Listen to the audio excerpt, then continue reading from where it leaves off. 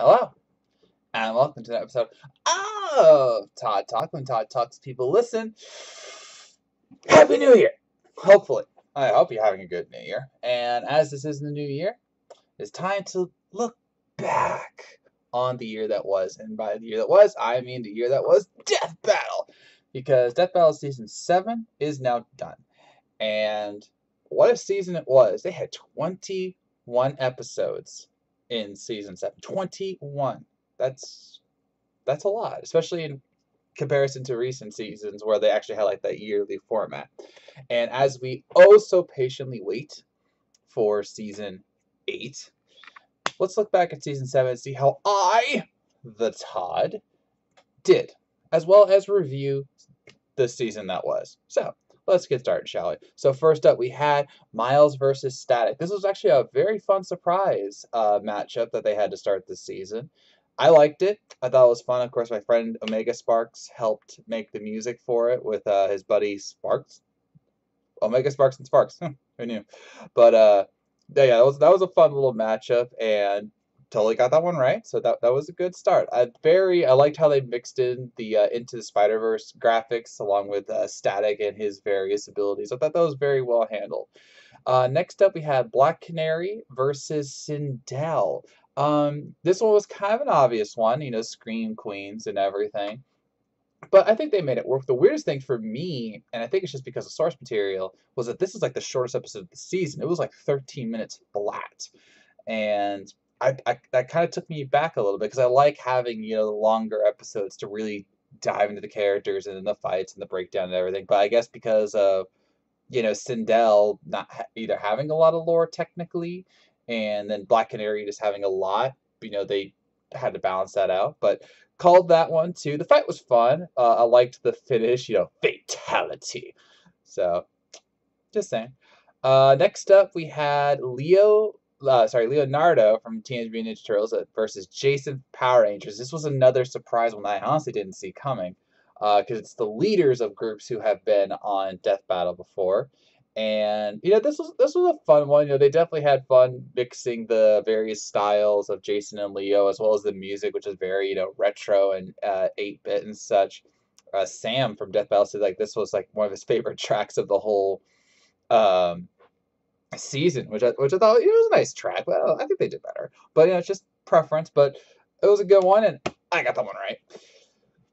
Let's see. Okay, this one I actually forgot was in this season. See, it's 2020 was so long, and there were so many episodes of Death Battle. I honestly forgot that Genos versus War Machine was on this season.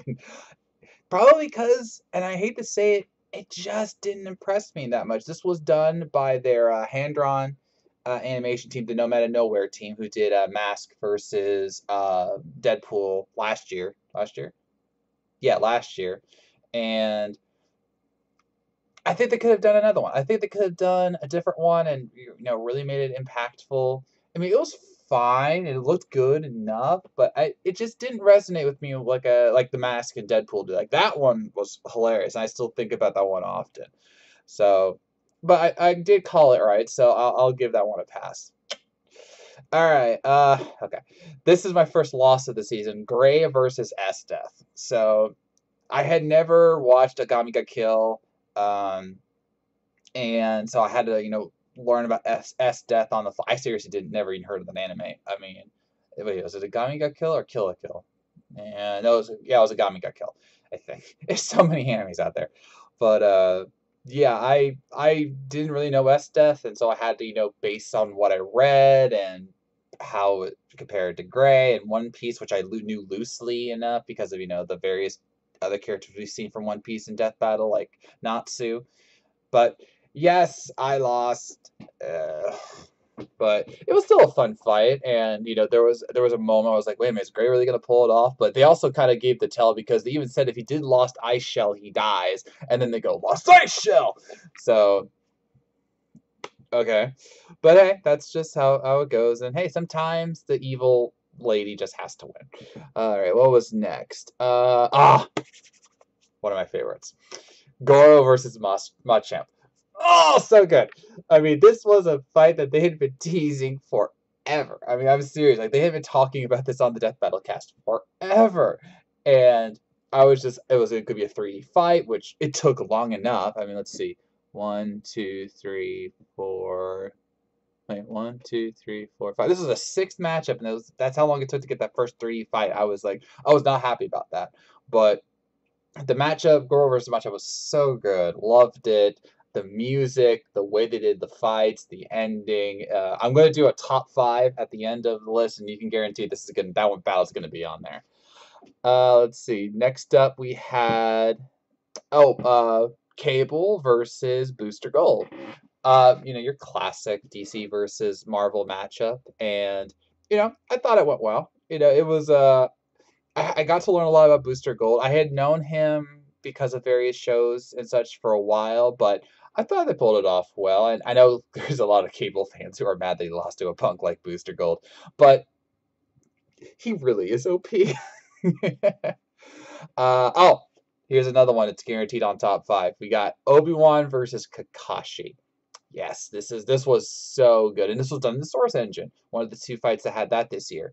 I loved the breakdowns. I loved the fight, just the dynamic nature of the battle, and that ending with "Don't give up, trust in the Force." That sent chills down my spine. I watched that on repeat when I watched the fight because it's such a cool moment. Oh yeah, and I called that one. It was close though. I was wondering, but I called it. Here's a fun fight. This will probably be my honorable mention of the top 5.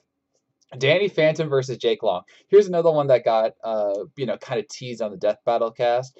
And the reason I like this one was because oh crap, what was his name? The creator of Danny Phantom, Bill Hartman? Something like that. It's something Hartman. I'm so sorry. I had it and I lost it. Don't you hate it when that happens? I'm looking that up. But yeah, the creator of Danny Phantom found out about this, and he actually had Boomstick and Wiz on his show, and then they had him on Death Battle cast. I mean, that's just hilarious. There you go. Fairly Odd Parents. Butch Hartman, right? Yeah, Butch Hartman. Sorry, it just came to me. But yeah, Butch Hartman was on there. He's such a nice guy. I mean, he was so into this. He loved that, they were doing Danny in the Death Battle, and he talked to them, was like, here's how I think we'll win, here's why, and he was right, because Danny lost. No, wait, yeah. No, yeah, Danny won, sorry. I got caught up, but yes, Danny won, and it was just a fun moment, because this is like a first for them, because granted they work with Rooster Teeth and they've done the Ruby thing, but this was a creator who wasn't like in the circle, that said, hey, I want to talk to you guys about the character I made. That's really cool. Such a nice guy. But yeah, that was a fun fight. All right, then we had the mid-season finale, which was Wonder Woman versus Shira, a long time request of fans everywhere, and it was good. I know that sounds weird because it was a very gorgeous 3D battle, but I just felt it was too short. If I recall correctly, it wasn't even 3 minutes. I mean, and it ended in a way that was just a little too rapid. And this was actually a little bit of a theme in some of the battles this year, in that they didn't really do a setup for it ending. It was like, bam, done. And I mean, there were some great shots, like the shots where her bracelets bracelets of submission get shattered, and you see her with the blue eyes and the right over the sword. Like, that was a great shot. But I just felt the fight was too short. I mean, they took like 40 seconds or so just to set up like the battlefield, and Diana doing her prayer and Shira calling her out. But it's just like, you could have dedicated that to the fight. I've always been that way in terms of like writing and everything, but still a good fight, and it was a good way to end it, or a good fight to end the beginning of or the mid-season or whatever. Next up we had Beerus versus Galaxia. I really like this fight. This is easily my favorite 2D fight of the season, and it was just so grand. I mean, first of all, no one called Beerus Galaxia, all right? Like, everyone was like, it's going to be Beerus versus, this World Breaker or this World Breaker. Some people even saying Beerus versus Thanos. I'm like, dude, Beerus will kill him. So, because remember the laws of the Infinity Gauntlet make it so it wouldn't work against Beerus. But this was such a grand fight, and the way that they did like the animation and just the like universe breakingness. And I mean, you thought this fight broke the universe, and we're gonna get to that last fight where that broke the universe too. So, but this was so good, and just I love the banter. The banter was so fun. Like, don't you dare! Where she's got his tail and like spins him around. Look what you've done! This is your fault, you stupid cat! You know, so much fun. And I called that one too. That one was close because a lot of people were saying that the Star Seed was going to be the victory for Galaxia, and it wasn't. So I was glad I called Beerus. Next up, we had Zuko versus Shoto Todoroki. This was fun. And I can proudly say that I have now started watching My Hero Academia. I'm nearing the end of season 2, and it's a lot of fun. I have my problems with it, Mineta mainly, but so perverted. But it's a good show, and I see the love for Shoto. But what really made this fight for me wasn't just like the similarities, but they got Dante Bosco to voice Zuko again. I mean, that's so cool. They've done that a few times with a few characters, but they've noted that because of contracts, they can't like go and ask Christopher Sabat, who has been on Death Battle before, to go and voice All Might because of contractual stuff. But this case, because Avatar is done, that was a nice little call out to the fans. Let's see. Wally West versus Archie Sonic, aka the Ben Singer fight. But this was an interesting one because it's like, well, wait a minute, it's the fastest Flash versus the fastest Sonic. Is that really a different thing than what we've had before? Because we've had regular Flash and regular Sonic in Death Battle. And as we found out, yes. This was the fight that I swear I did the most research on. And that's saying something because I did some really deep research for some of these fights. But I swear with Wally West and Archie Sonic, I tried as hard as I could to determine their fastest speeds, their best abilities, and more. And I still apparently missed out on a lot of Archie Sonic because of just how the wikis I found were good. The wikis for Archie Sonic were not that good. But I did such a deep dive because I wanted to find out, just how good they were and how powerful they were and blah, blah, blah. So I was glad I did it as well as I did, and I did indeed pick Wally West. It was close, though. It was really close. This was easily one of the closer ones, and the fight was fun. I liked how it ended and everything, and again, the voice acting was very, very solid. No one takes the Hawks, dogs! Yeah, that was funny. Let's see. We had the live-action fight. Winter Soldier versus Red Hood. Ismahawk. So good. I can't believe I hadn't followed them after Nightwing Daredevil, but I made sure to follow them after this one because this fight so solid. The very long fight, and they also dug into like the characters, especially with Jason. And I love the Joker section. Jason, he's not coming for you, Jason. And that was good. And then even had the voice actor also do like the Kevin Conroy, don't lie to me, Jason. That was good stuff. The fight was so much fun, and they basically said they're going to be doing another live action fight. I don't know what they're going to do. I've got some ideas that I'd love to do. I might mention that in next week's fight or next week's episode, but we'll see. But still, great fight overall. Venom versus Chrono. This one was dark, dark and weird. I didn't expect Venom to come back so soon. I mean, I know it's only been like 2 or 3 seasons, but I wasn't expecting this, and I had never ever heard of Soul Eater, like full stop. Like I think I vaguely heard of Agami got killed, but Soul Eater, I'd never even heard of it, so I had to literally learn on the fly for Krona, and I was very concerned about the power of Krona and like the sonic resonance that they had with Ragnarok, because it was just, we know Venom can resist sound to an extent, but would that be enough? And then strength, and then there was the King in Black storyline, which is still going on right now. Like that's actually a little bit of an irony of this season, is that they had 2 comic characters going through arguably their biggest arcs via ramp up in power ever, and they had to do the episodes before they were done. So I'm talking about King in Black and Immortal Hulk. So, and some people were mad that Chrono won because of what was going on in King in Black, but that's just how it goes sometimes. But I called it. Ah, yes. Then we had then we were supposed to have Red versus Blue, but then that got delayed. So instead, we got Saber Wolf versus John Talbane, the wolf fight of the season, and right around Halloween. Actually, it was on Halloween. They moved it up, but this was a fun little fight. Some impressive stuff. The voice acting I thought was really strong, especially for John Talbane. Not like this, not like him. That was good stuff. I like these little things in Death Battle if you can't tell. But the fight was fun, and the way they incorporated the very werewolf elements of both of them. I really don't have a connection to Killer Instinct or Darkstalkers, even though I think Darkstalkers should totally be revived and brought onto Nintendo Switch. But it was still a fun fight. Red versus Blue. Yes, this was sadly my second loss of the season. I even hedged my bets and said if this happens, this team wins. This happens, this team wins, and I made the wrong prediction. I underestimated the overall power of Blue Team, but the fight was really really good. How they worded it, how they framed it. Torian clearly went ape and made sure that he got that director job for Red RVB 0. But yeah, it was a fun fight. I mean, it was a good one. I definitely watched that multiple times because it was just so hilarious. I think the ending was a little cheesy. I'm not gonna lie. Just saw that coming. Boom. But it's totally Red versus Blue. So, but it was a good one, and it was very offbeat. I like it when they do the offbeat fights at times.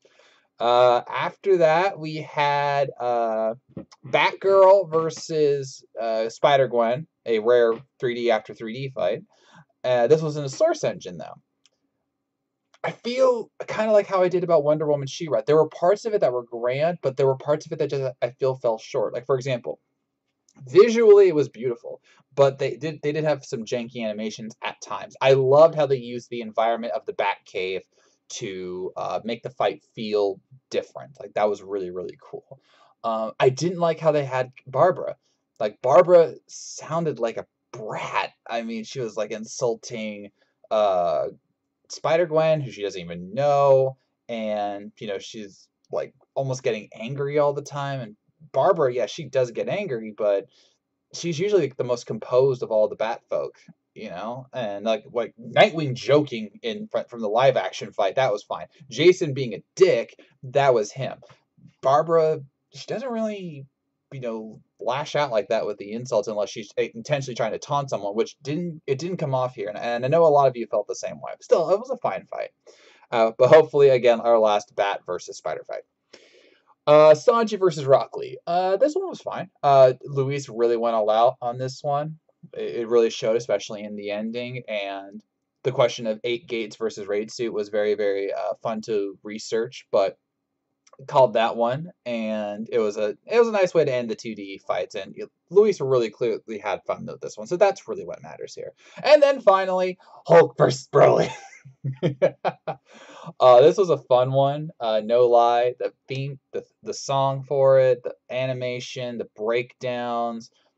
This was a really great season finale. And thank all of you at home watching, and who aren't watching. Hope you sense my words.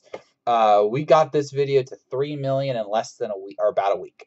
And that's huge. I think that's the fastest climb this season because for whatever reason they've been sometimes struggling to get to the 1 million mark at times, like with Talbane and Saberwolf and Batgirl, Spider-Gwen, etc., etc.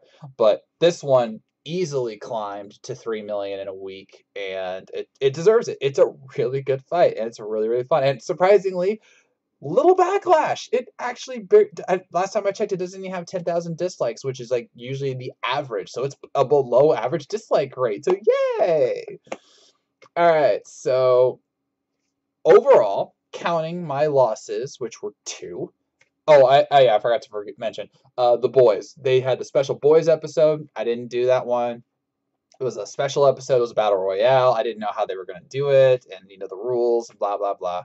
So that was a fun love. So I actually did watch The Boys afterwards, and it was a good show. I could see why they liked it. But yeah, I didn't touch that one. But still, of the 20 episodes that I did review, I lost twice: Great Ass Death and Red versus Blue. So I had 18 out of 20 matchups correct, which means I am in the 90th percentile. I'll take it. And one of the fights I lost was a group fight, which is always hard to predict because of all the various components. So I'll take it. But I think that's my best record. I think my previous one was 3 losses. So I'm doing better. My research is getting stronger, and I'm grateful. All right, so top 5 of the season. Let's get it started.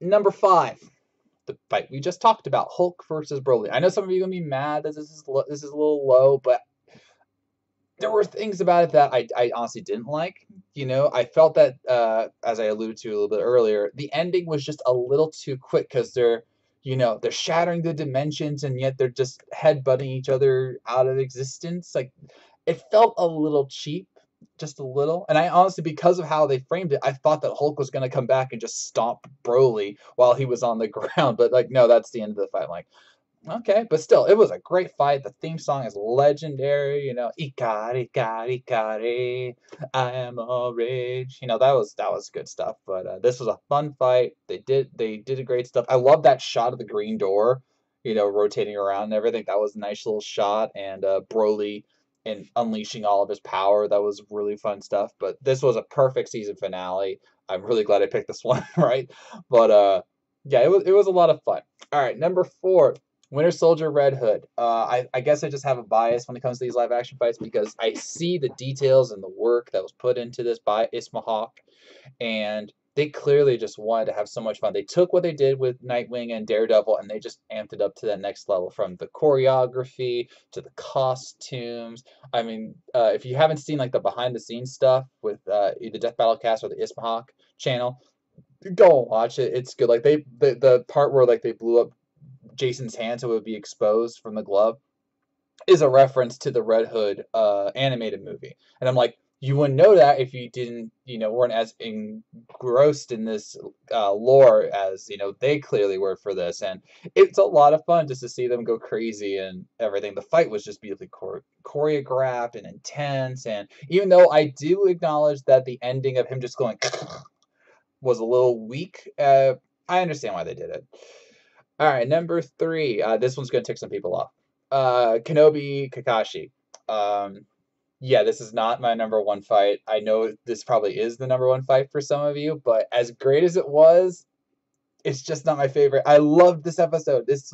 These top 3 could have swapped very easily, but there was just something about it where, I don't know, it's kind of hard to describe because it really is that good. I've watched this episode like multiple times, and the Obi-Wan line is hello there, and Kakashi 1,000 years of death, and the ending with again never give up, trust in the Force. That was great stuff. But I don't know, there's just something about it that just my joy level doesn't get me as going as the other 2 fights. So what are the other 2 fights? Number 2, Beerus Galaxia. I know this. I told you this was going to be in here.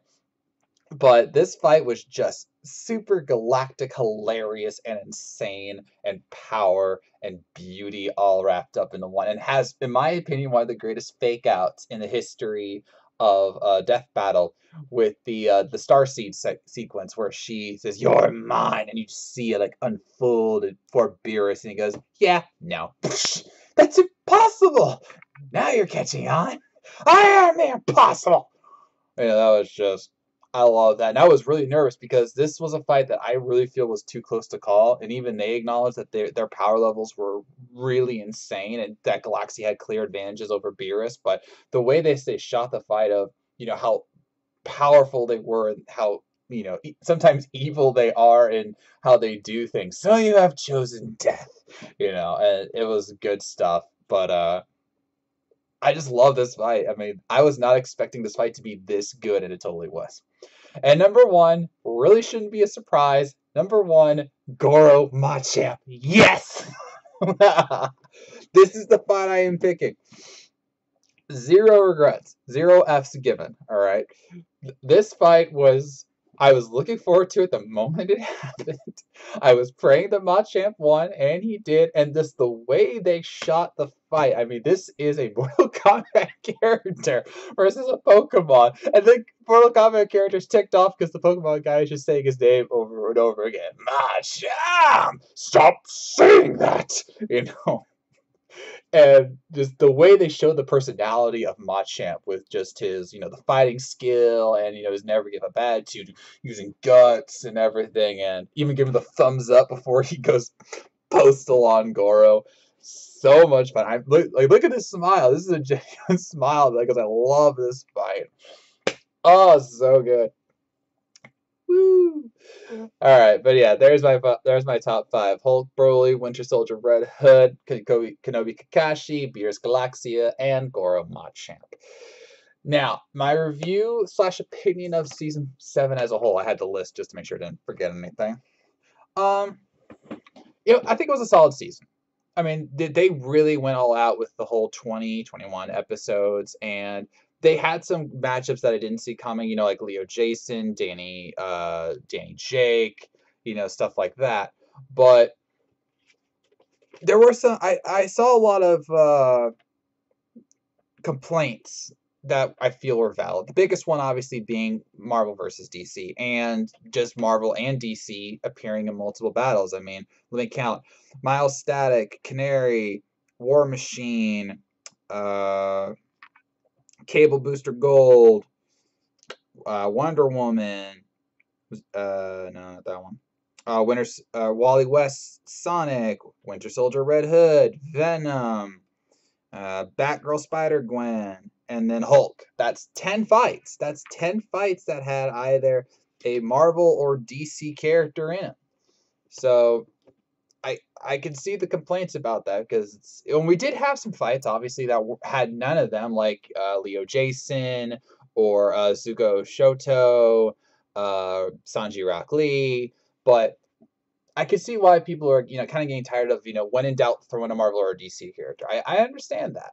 And I do feel like some of the fights, I just didn't feel as pumped about them, Like Sanji Rockley. Was it a cool fight? Absolutely. Was I excited for it? Yeah, well, not really. Or Venom Chrono. I had no connection to Chrono, and I didn't kind of like that, Venom was back, and a lot of people weren't happy about that either. And there were other ones that like Geno's War Machine. Like, I really could have lived without that episode. But, that's just how it's going to be. Not everyone's going to like every episode. And, we're very excited about season 8. So we'll just have to see what happens with that one. And on that note, next week, I will be doing my season 8 battle predictions / hopes for the upcoming season, and this is your last chance to weigh in on the matches you want to see, whether it be via the characters we know are coming or matchups you just think would be awesome to have in season 8 of Death Battle. So let me know in the comments below what you want, and if I find a good one, I will be sure to name drop it on the episode next week. So with that, I'm ending this episode of Todd Talk. Let me know what you thought of season 7 of Death Battle as a whole. What were your favorite episodes? Which ones do you feel they could have done a little bit better? What are your personal hopes for season 8? And I will talk to you about it next time. So I thank you for watching. If you made this far, I know you were listening, and I'll see you around.